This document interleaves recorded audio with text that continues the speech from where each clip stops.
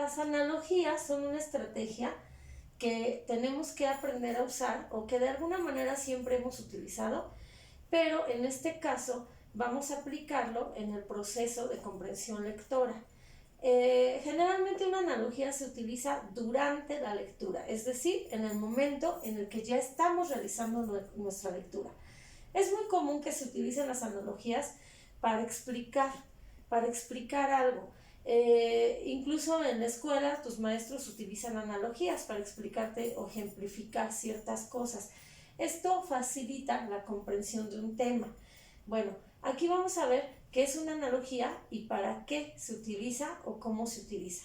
En este caso, una analogía es una estrategia que te permite comparar, explicar y analizar algo. ¿Qué es una analogía? Bueno, la analogía es la comparación de uno o dos o tres objetos, incluso pueden ser, que aparentemente no tienen nada que ver, pero que si los analizamos pueden tener en común semejanzas o diferencias. Eso es una analogía. La comparación de objetos o conceptos que aparentemente no tienen ninguna relación, pero que se les puede establecer a través del análisis semejanzas o diferencias entre ellos y que de alguna manera nos van a servir para explicar algo. Eso es una analogía. Existen analogías numéricas también que se utilizan mucho para agilizar o potencializar el razonamiento lógico-matemático.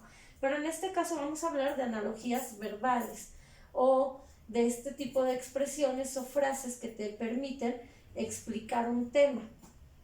Por ejemplo, vamos a hacer un pequeño ejemplo. Vamos a comparar el lente de una cámara fotográfica con el ojo humano. Y podemos pensar que el lente de una cámara fotográfica y el ojo no tienen ninguna relación y no tienen absolutamente nada que ver porque uno es pues un órgano que nos sirve para ver y el lente de una cámara pues es un aparato. Sin embargo, si lo analizamos podríamos establecer semejanzas, aunque no sean el mismo objeto de estudio.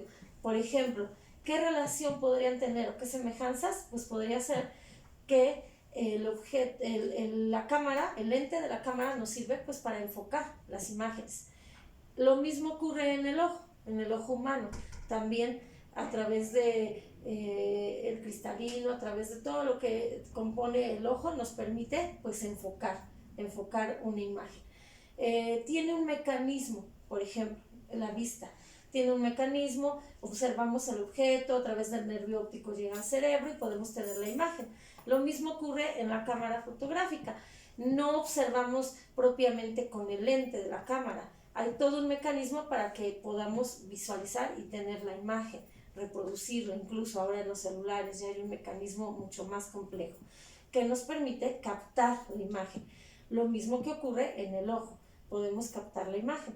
Entonces, si te fijas, la analogía nos permite ejemplificar, explicar o analizar algo. Y siempre va a ser la comparación, se va a establecer un modelo entre uno, dos o más objetos que puedan permitirnos establecer semejanzas y diferencias. Y el hombre a través de la historia ha utilizado a las analogías, incluso en la literatura se utilizan. En textos literarios es algo que se utiliza mucho, por ejemplo, cuando decimos la belleza de las mujeres y se compara a las mujeres con las rosas porque son hermosas por la fragilidad, pero al mismo tiempo pues la fuerza que tienen las rosas, la delicadeza, por ejemplo. Siempre en literatura se utilizan mucho las analogías.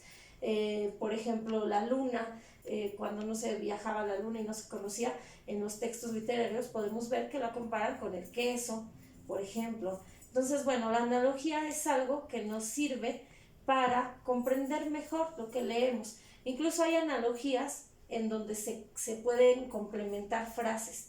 Por ejemplo, aquellas analogías que se utilizan mucho en los exámenes para razonamiento verbal, que nos dicen sombrero es a cabeza, ¿cómo? Y nosotros tenemos que completar y ponen la siguiente parte donde dicen cómo es a pies, ¿no? Y a nosotros ponemos zapatos o calcetines. Entonces, bueno, la analogía es más que nada una estrategia que lo que facilita o lo que incrementa si lo aprendemos a utilizar es el razonamiento. El razonamiento. En este caso, bueno, estamos hablando de un razonamiento verbal, en este caso. Y nosotros podemos utilizarla para comprender mejor lo que leemos.